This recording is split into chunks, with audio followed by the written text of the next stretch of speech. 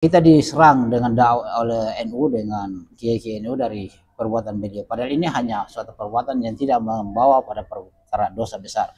Dan dari kiai-kiai NU kita lihat lebih parah dari Ustadz Riyad. Banyak yang mencabuli santriwatinya, ada yang menghamili santriwatinya bahkan puluhan. Tidak merusak dakwah salafiyah Ustadz Riyad itu ya. Kenapa? Karena itu pribadinya, personalitasnya, ya bukan merusak dakwah salafiyah, tidak. Di laut. Ayo. Hasilnya jadi saya harapkan kepada teman-teman 625 kepada Allah Subhanahu wa taala.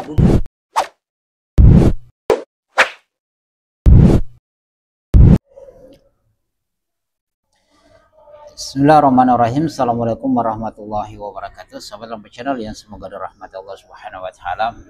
Alhamdulillah hamdan katsiran thayyiban mubarakan fihi kama yuhibbu rabbuna wa yardah. Asyhadu an la ilaha illallah iqraran bihi wa tauhidan wa asyhadu anna Muhammadan abduhu wa rasuluhu la nabiyya ba'dahu sallallahu alaihi wasallam. Oke, sahabat Lampu Channel yang semoga dirahmati Allah dan semoga Allah Subhanahu wa taala memberikan hidayah dan mengokohkan kita di atas hidayah tersebut. Nah, di sini saya akan menanggapi terkait dengan Ustadz Riyad yang antum sudah tahu videonya yang kemarin itu viral sahabat Lampu Channel. Dia di atas perahu kemudian bersama teman-temannya pergi mancing dan di sana tertangkap kamera Ustadz Riyad menggunakan celana pendek ya di atas paha dan memegang rokok di sebelah kanannya sahabat Lampu Channel. Dan ini jadi bahan olok-olokan kepada dakwah salafiyah oleh orang-orang aswaja dan banyak yang mentek saya. Makanya saya kayaknya harus membuat video sahabat Lampu Channel ya. Kita akan bagaimana menyikapi terkait dengan Ustadz Riyad tersebut. Yang pertama sahabat Lampu Channel, kita tahu membuka aurat, memperlihatkan aurat itu dosa di dalam agama kita dan sebagai seorang dai ya tidak pantas seperti itu. Dan memang saya awal-awalnya memang tidak respect dengan beliau ketika saya lihat video tersebar yang dia menyanyi di kafe dan itu mulai saya tidak respect ya, tapi saya tidak harus mengambil sikap bagaimana dan terhadap beliau dan apa yang harus saya lakukan. Oke. Nah, di sini kemudian dia memegang rokok. Nah, yang kita sikapi pertama terkait dengan memegang rokok itu dalam Islam dilarang ya, haram bagi kita. Dan untuk NU, kalau NU itu pegang rokok biasa, kiainya merokok itu biasa ya, tidak jadi masalah. Tetapi kalau di Salafi walau jadi bumerang itu sahabat Lampu Channel ya, karena memang di Salafi itu mereka mengharamkan rokok. Siapapun dia, apapun yang dia lakukan itu harus diharamkan itu rokok. Kenapa? Karena tidak ada kebaikan pada rokok. Silakan tanya kepada dokter, tidak ada kebaikan pada rokok tersebut.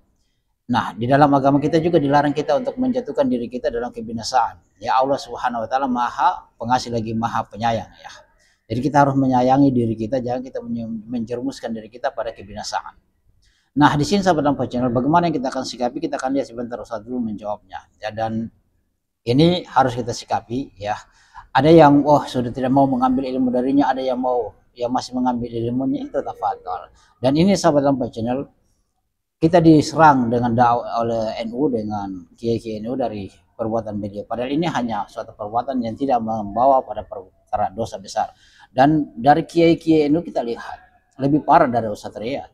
Banyak yang mencabuli santriwatinya, ada yang menghamili santriwatinya bahkan puluhan.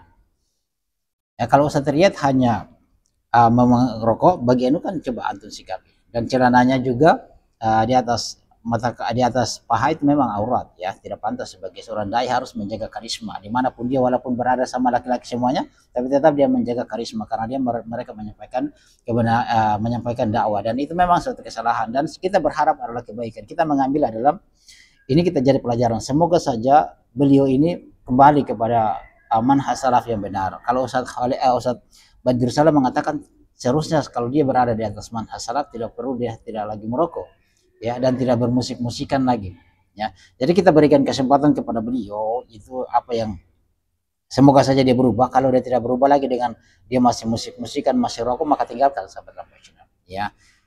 Sahabat yang perlu kita bersikap terhadap sahabat kita ya. Nah, di sini saya perlihatkan dulu bagaimana tanggapan Ustaz Zul terkait dengan orang yang suka merokok ya. Oke, kita lihat sahabat Lampu Channel. Kita lihat bagaimana Ustadz dulu menjawabnya. Bolehkah kita mengambil ilmu dari Ustadz Salaf yang masih merokok? Karena sebagian ikhwah jadi ikut menggampangkan masalah rokok karena Ustadz ini. Dengan alasan tidak ada keharaman yang jelas tentang rokok. Jadi jangan menggampangkan, mengharam-haramkan. Mohon sekali jawabannya Ustadz, karena ikhwah di sini yang tadinya berhenti merokok jadi merokok kembali. Dan kebetulan Ustadz yang dimaksud itu katanya banyak mengambil ilmu dari Ustadz Zulkarnain. Hafizahullah Ta'ala. Yang pertama, dari sudut rokok itu sendiri, ya memang ada, kalau misalnya ada sebagian orang yang berpendapat seperti itu, yaitu antara dia dengan Allah Subhanahu wa Ta'ala. Walaupun pendapat yang dipegang oleh mayoritas ulama di masa sekarang, bahwa rokok itu adalah hal yang diharamkan. Rokok sendiri itu tahu bahwa rokok itu membahayakan. Yang jual rokok saja sudah iklannya itu ada tertulis rokok akan membunuhmu. Dan itu sudah cukup di dalam keharamannya.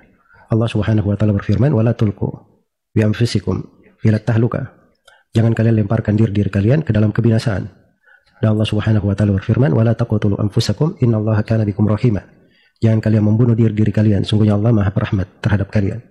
Apalagi rokok itu dimaklum ya, dia punya bahaya bukan terkait dengan yang menghisapnya saja, asapnya itu bisa membahayakan kepada orang-orang yang berada di sekitarnya.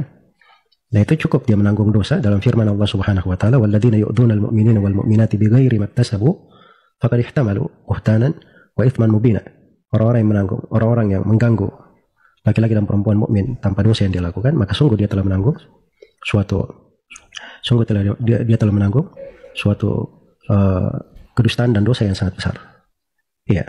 Jadi kalau ada yang jatuh di dalam hal tersebut, memang dia orang yang berijtihad misalnya, dia sungguh-sungguh mencari kebenaran, itu yang dia pegang, makanya namanya orang yang keliru di dalam memegang perkara. Kesalahannya tidak diikuti.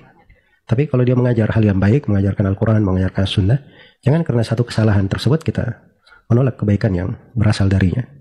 Ya, ditegakkan hujjah, diperhatikan dari hal-hal secara ilmiah di dalam hal tersebut. Semoga Allah memberi taufik kepada semuanya. Oke, sahabat Lampa Channel, bagaimana tanggapannya? Masya Allah, ini satu kedewasaan di dalam menyikapi seorang dai yang terjatuh pada perkara dosa. Ya, Masya Allah, di situ ada goals yang kita sudah dapatkan.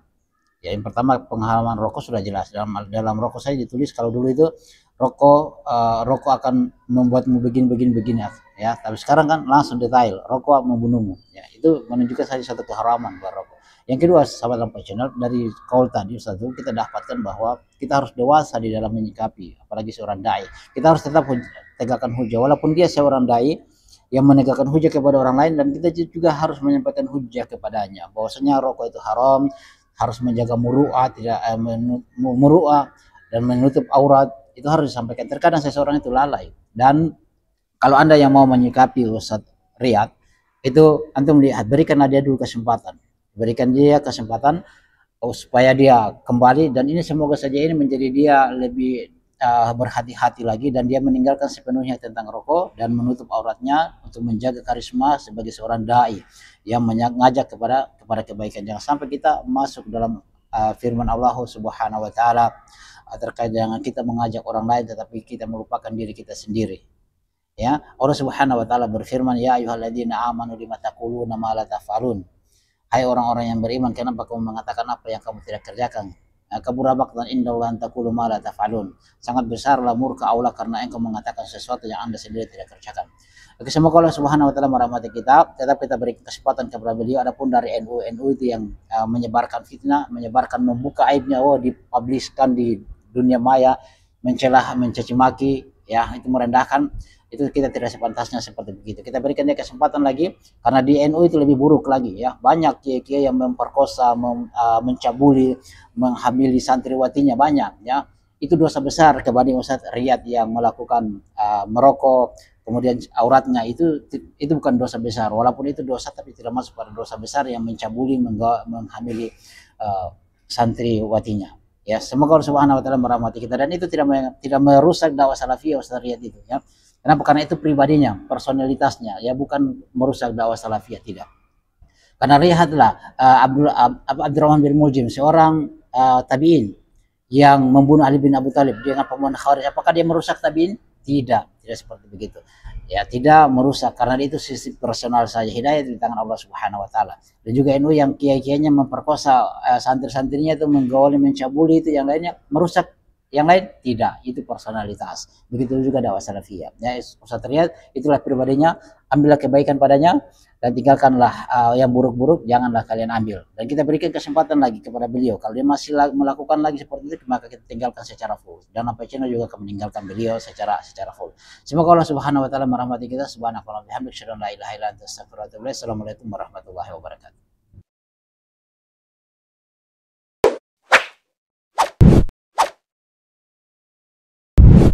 الحمد لله رب العالمين